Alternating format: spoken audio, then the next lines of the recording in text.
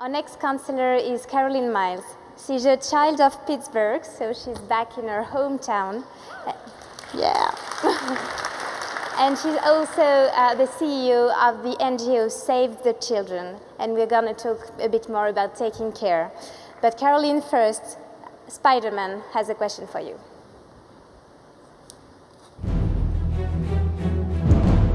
لماذا باعتقادك النساء تندفع نحو العمل في المنظمات الإنسانية؟ وهل النساء تنجح أكثر في إدارة هذه المنظمات؟ سامية الزبيدي، فلسطين.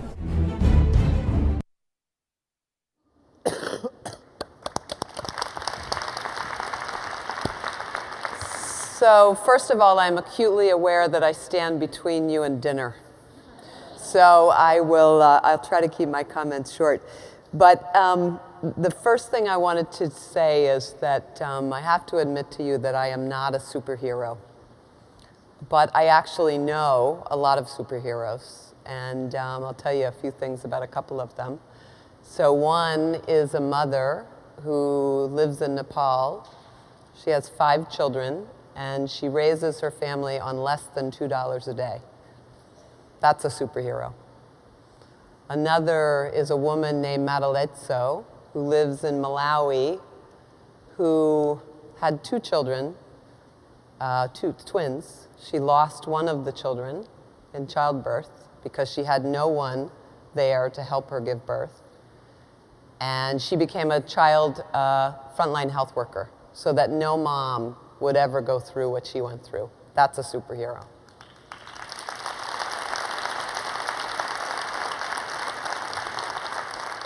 You heard a lot from Fatima about Malal, and there are many girls in the world today that don't have the opportunity to go to school. And they are obviously, those that stand up for that right are real superheroes. So those are really, I think, some of the superheroes that are out there right now. And they are all girls and women who are choosing to make a huge difference. And one of the things I want to talk about is how that's really something that's going to change the world.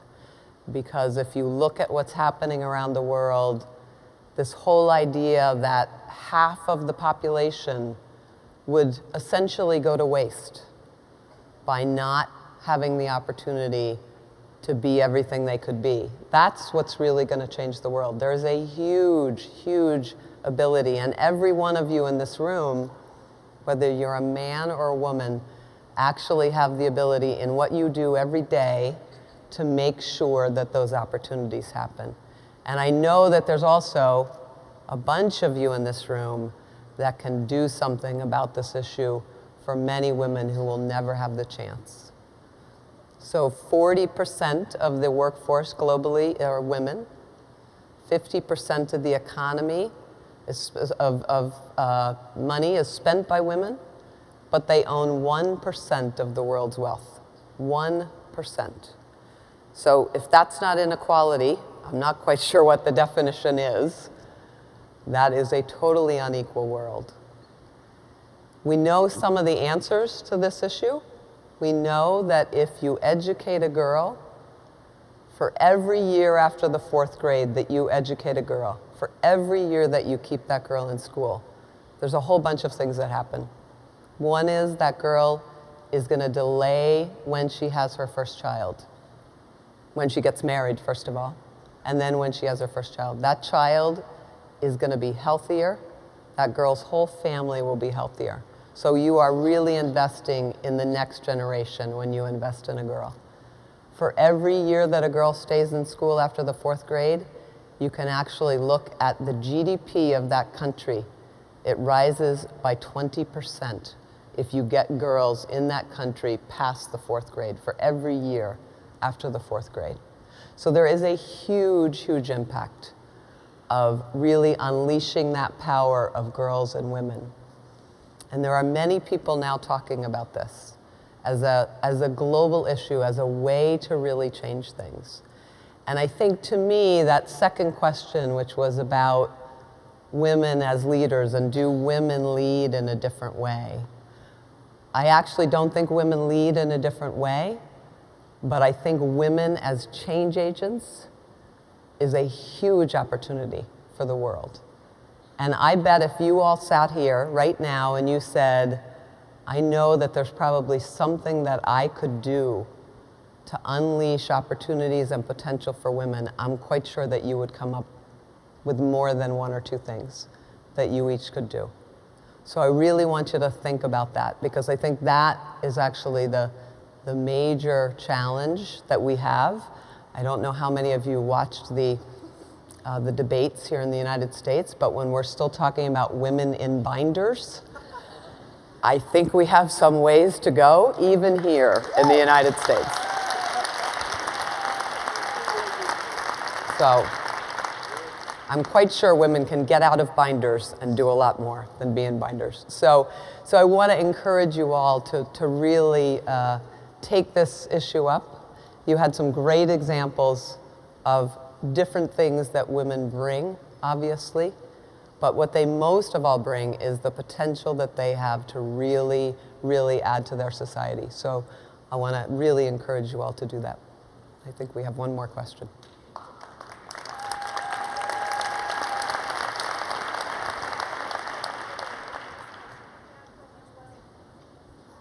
You hear me? Or, Yeah. So just before we go and we hear our last counselor, just one last question to Caroline. Here at One Young World, the idea is how do we turn ideas into concrete actions and how do we make things happen? Caroline was working in the fields of the private industry and was also an entrepreneur before turning into the field of NGO. So the other question, and I know you have some material you would like to share with us on how you can use business tools to actually make things happen in the NGO business. Great, thank you. And I think it's really important for those of you that are working on social business and you're looking at how you really drive people to care. One of the things that I think we've really found is that at Save the Children is that you've got to put yourself into the way that people are acting every day. You've got to be a part of the way they act every day. So I'm going to show you a quick video, and this video is based on us going out to villages where we work in Guatemala and Malawi and recording the heartbeat of the children that we serve. And you'll see what happened to that heartbeat when you watch this video. It's a great example of getting yourself into where your supporters might be. So take a look.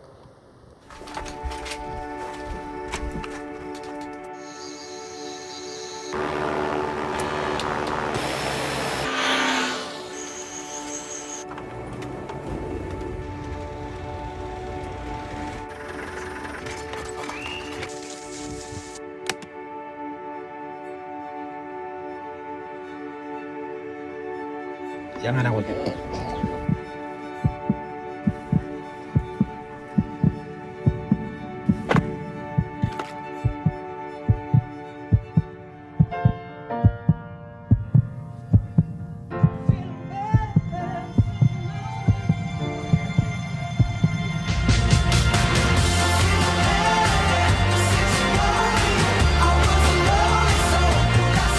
This song was created with heartbeats of children in need. Find out how it can help frontline health workers bring hope to millions of children at everybeatmatters.org.